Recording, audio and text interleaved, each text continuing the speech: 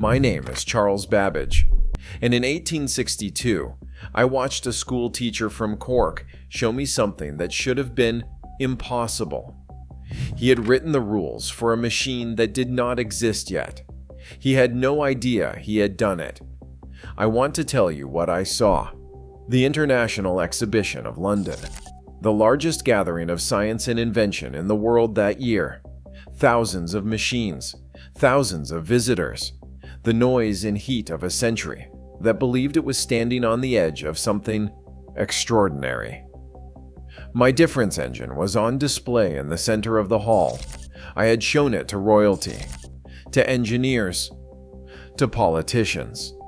I had explained it 10,000 times. Most people looked at it the way people look at something they do not understand, with admiration and distance. This man was different. He stood in front of my machine for a long time without speaking, and the way he looked at it, I noticed immediately. He was not looking at the gears the way an engineer looks at gears. He was not looking at it with admiration, or confusion, or boredom. He was looking at the machine the way a man looks at something he has seen before, in a different form. His name was George Boole. He was 46 years old. He was a professor of mathematics at Queen's College, Cork. He had published, 8 years earlier, a book that almost no one understood. And in that book, without knowing it, without any intention of doing so, he had answered the one question I had spent 40 years failing to solve. I did not know that yet, not in those first moments, but I was about to find out. To understand what happened in that hall, you need to know who George Boole was, and you need to understand what I had been trying to build, because what occurred between us that afternoon was not a coincidence. It was two halves of the same answer finding each other, 70 years too early, in a room full of machines neither of us could have imagined. Let me take you back. George Boole was born on the 2nd of November, 1815, in Lincoln, a cathedral city in the east of England, quiet and provincial. His father, John Boole, was a shoemaker, not a poor man exactly, but a man of narrow means who had a passion that did not suit his profession. John Boole was obsessed with science and mathematics. He ground lenses for telescopes. He read every scientific pamphlet he could find. He passed this obsession to his son, along with almost nothing else of material value. George received a few years of basic schooling. Then his father's business declined, and the family had no money for more. He was 16 when he had to stop being a student and become a teacher. He took a junior position at a school in Doncaster, not because he was formally qualified, but because his family needed the income, and he was the most capable person available. He taught himself what he needed while he was teaching others. He borrowed books from the local Mechanics Institute, those extraordinary institutions of the 19th century, where working men could find mathematics texts and scientific journals alongside practical studies. He read calculus from a French textbook, alone, with no teacher to explain it, in the evenings after his pupils had gone home. By the time he was 19, he had opened his own school in Lincoln. He worked as a schoolmaster for 15 years, teaching others by day and studying alone at night. And throughout those 15 years, in the hours between his lessons, he was working on something that no one had asked him to work on. He was trying to understand the structure of thought itself. Boole was not a man who could afford to waste time on problems without consequence. He was supporting his family. He had no patron, no grant, no institution behind him. The hours he spent on this were stolen from sleep, from rest, from everything else. He worked on it because he could not stop, because he had seen something, and he could not unsee it. The ancient Greeks had given us logic, the rules of sound argument, the patterns of correct reasoning, but logic had always lived in the territory of language and philosophy. No one had found a way to express it in mathematics. No one had reduced the act of reasoning to symbols that could be calculated. Boole believed this could be done. No one else did. Not seriously. The great mathematicians of his day saw logic as belonging to philosophy, to language, to argument, to the courts, and the pulpit. The idea that it could be expressed as algebra struck most of them as a category error. Logic and mathematics were different things, in different rooms, with different purposes. Boole knocked down the wall between them. He published his first paper on the subject in 1847, a thin pamphlet, self-funded, sent to a small number of mathematicians. Most of them had no idea what to do with it. The idea was too strange, that you could represent the words and not as algebraic operations, that a true statement could be assigned the value 1, and a false statement the value 0, that the entire machinery of human deduction could be expressed in equations. He was a schoolmaster in Lincoln. He had no degree. He was proposing to restructure the foundations of logic using mathematics he had taught himself from borrowed books. A few mathematicians took notice. They encouraged him. And in 1849, Queen's College, Cork, newly founded in Ireland, appointed him their first professor of mathematics. Without a degree, on the strength of his papers alone, he was 33 years old. He moved to Cork. He found a new life there, students, colleagues, a position that gave him time to think. And in 1854, he published the work that would change everything, though no one knew it yet. He called it an investigation of the laws of thought. He was claiming that the laws of human thought, the deepest structure of how the mind reasons, how it combines ideas, how it moves from premises to conclusions, could be written down in symbols, in equations, with the same certainty as the laws of arithmetic. And the key to the whole system was this. Every statement in his system had to be one of two things: true or false, yes or no, 1 or 0. Nothing in between, no gradations, no uncertainty, just two possibilities. He published the book. He sent copies to mathematicians across Europe. He returned to his classroom in Cork and continued teaching. He had no idea he had just written the operating instructions for a world that would not exist for another century. Now let me tell you about my problem. I had been working for 40 years on a machine, gears and levers, and punched cards, capable in principle of performing any arithmetical calculation that could be specified. I had dreamed of it for decades. I had drawn plans that filled rooms. I argued with engineers, fought with governments, spent money I could not recover. I died with the machine unbuilt, but there was something deeper than the engineering that defeated me, something I could never solve. How do you make a machine think? Not calculate. Think. How does it handle conditions? How does it decide between alternatives? How does it follow a chain of reasoning, not merely a chain of arithmetic? If I wanted the machine to do one thing when a value was above a threshold and a different thing when it was below, how do I express that in gears? What is the mathematics of deciding? I had no answer. In 40 years, I never found it. That was Boole's question. The exact same question. And he had answered it in 1854, 8 years before we met, in a book I had not read, in a Cork schoolroom I had never seen, by a man I did not know existed.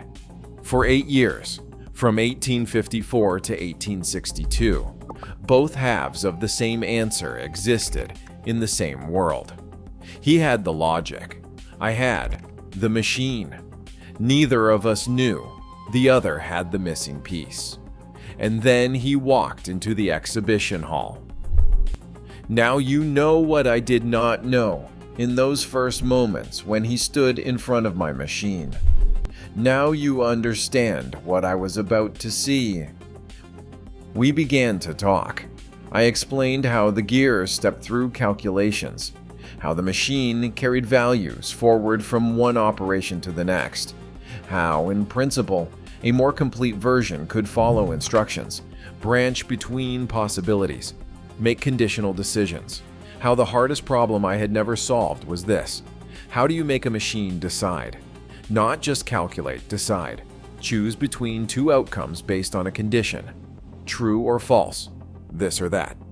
And as I described it, I watched his face change, because he knew the answer. He had known it for 8 years. Everything I had been searching for, the mathematical structure that would allow a machine to reason rather than merely calculate, Boole had already written down. Not as engineering, not as instructions for any machine, as pure logic, as an algebra of thought. His variables had 2 values, true or false, 1 or 0. My machine needed exactly 2 states, open or closed, on or off, 1, 0. I saw it in that moment, standing in that enormous hall with the noise of hundreds of machines around us. I saw what George Boole had done. He had written the rules for a machine that did not exist yet. He had described in abstract symbols the only logical foundation on which such a machine could ever be built. And he had done it without knowing any of this. He had done it trying to understand the human mind. A man standing near us that day wrote down what he observed.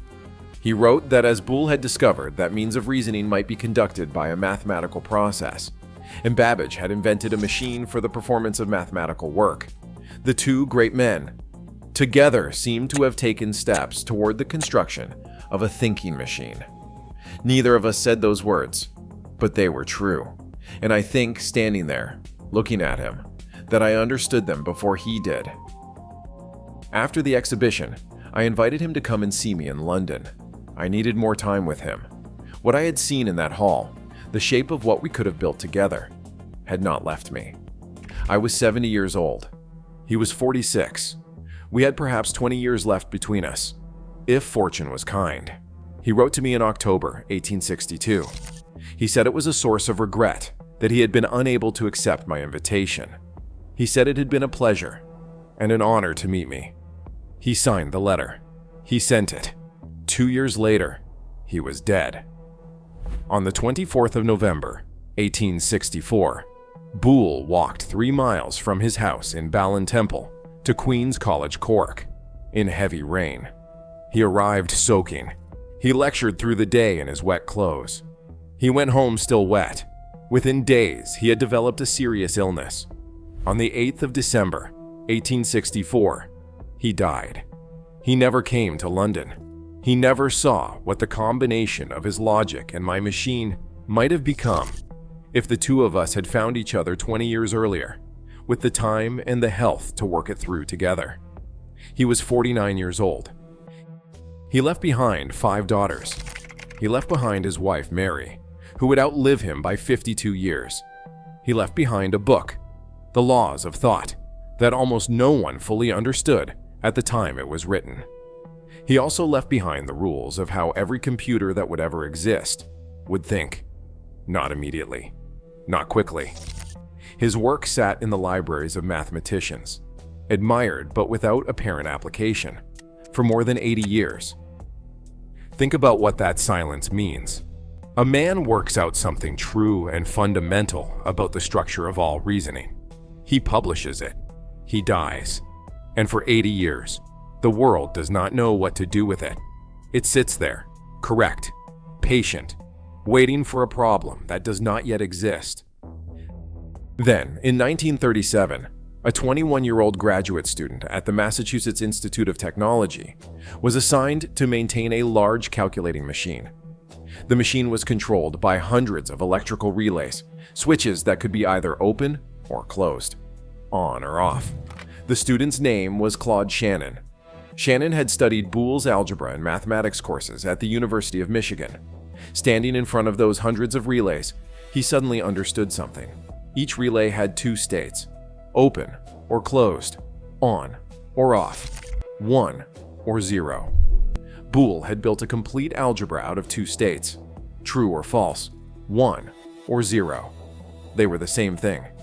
Shannon wrote his master's thesis in 1937. He showed that Boole's algebra, the logic of yes and no, of 1 and 0, could be used to design any electrical circuit, any calculating machine, any system of switches, no matter how complex. Every logical function that could be named could be built from combinations of simple switches, designed according to Boole's rules, Psychologist Howard Gardner later called it possibly the most important master's thesis of the century. Herman Goldstein, the pioneering computer scientist, said it helped to change digital circuit design from an art to a science. Boole had been dead for 73 years. Today, every computer in the world operates on his logic. Every telephone exchange, every satellite in orbit above you, every signal passing between radio stations and receivers, every electronic system of any kind that processes information at its lowest level, in its most fundamental operations, follows the rules that a self-taught schoolmaster in Cork worked out alone in the hours between his lessons. He wrote rules for a machine he had never seen and never imagined. He wrote them because he was trying to understand the structure of thought, because he believed there was a mathematical order beneath the surface of human reasoning, because he trusted that if he followed the logic far enough, something true would be waiting at the end. I spent a lifetime trying to build the machine. He spent a lifetime describing how it would think, without knowing that was what he was doing. When we stood together in that exhibition hall in 1862, 2 years before his death, I think we were both looking at the same thing from opposite sides. He had the logic. I had the machine. Neither of us fully understood what the other had built. We never worked together. He died too soon. The combination is everywhere now. His logic runs inside the machines that I imagined and others eventually built. That is what a mind can do when it follows a question all the way to its end. A shoemaker's son in Lincoln, teaching himself calculus from a borrowed French textbook, asked what lies beneath the surface of thought. The answer is still running